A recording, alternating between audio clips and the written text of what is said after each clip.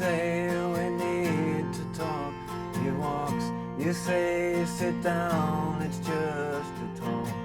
He smiles politely back at you. You stare politely right on through some kind of window to your right, as he goes left and you go right. Between the lines of fear and blame, you begin to wonder why you came. Where did I go wrong? I lost a friend somewhere along in the bitterness. I would have stayed up with you all night had I known how to save a life.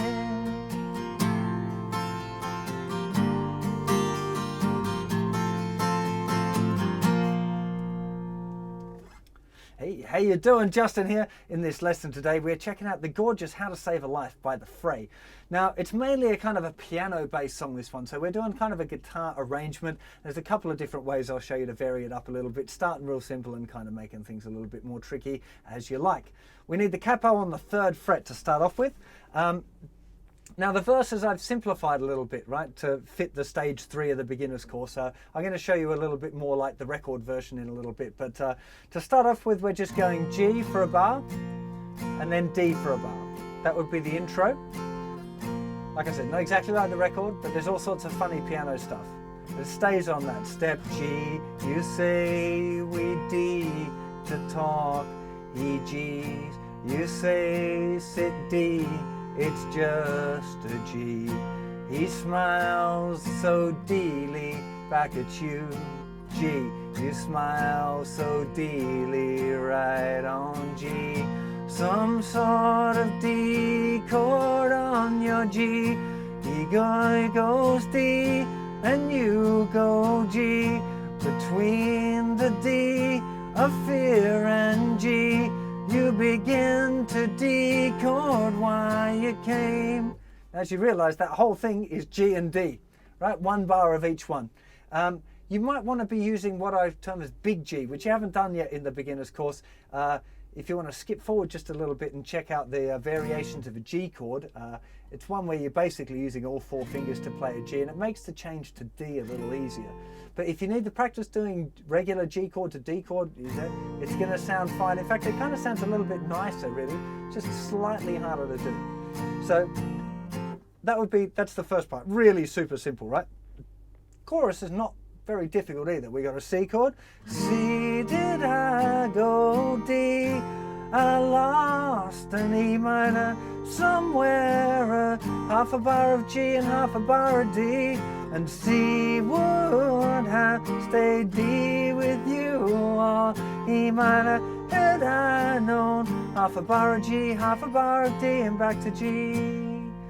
Just one time I'll just play that through without trying to fit all of those words in there. So C for a whole bar, to D, to E minor, half a bar of G, half a bar of D. Same again, C, to D,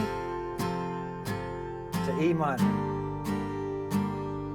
G, D, and then we're back to the main kind of riffy part. The G to the D repeating a lot thing. So that's the basic idea of the chord sequence. The strumming that I think sounds really good is what I call the old faithful down, down, up, down. So down, down, up, down, down, down, up, down. Can't really go wrong with that, I reckon.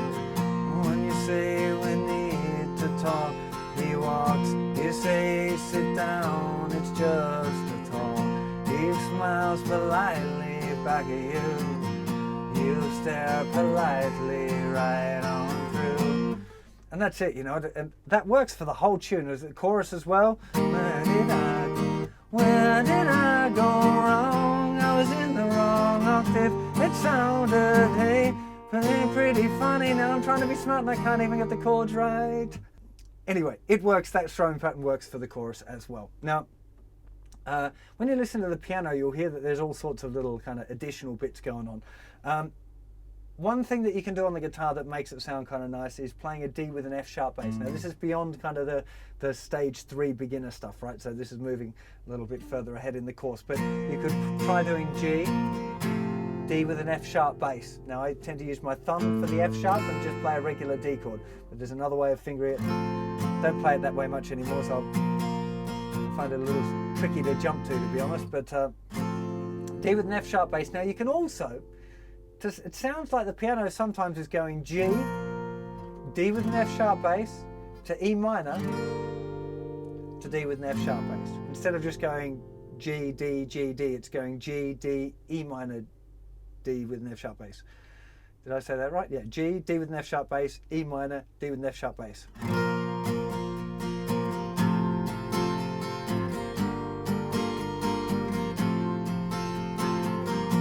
And if you're doing it that way and start picking it out a few notes,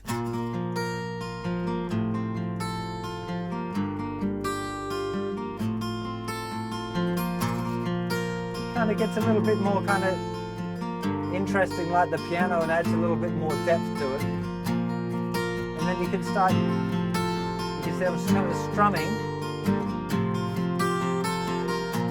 while also picking out some notes. This is stuff that's covered in the intermediate course more.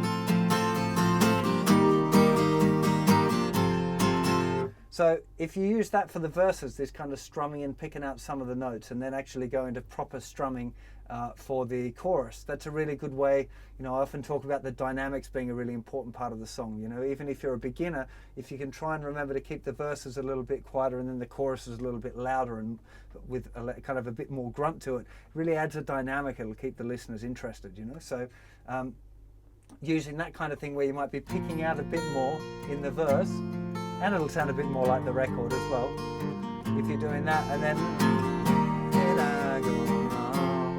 really it's going to lift it up right away. So that would be a good little way of varying it as well. It's a great song and it's a really fun one to play along. Like I said, capo 3 if you're going to play along with the record. It's a nice one to play along with because it's not guitar heavy, you know, you can kind of add your own bit to it, and I think it sounds pretty cool. Lovely, lovely tune. Really enjoyed doing this one and practicing it. Hope you liked it too, and I'll see you for another lesson or song very soon. Take care of yourselves. Bye bye.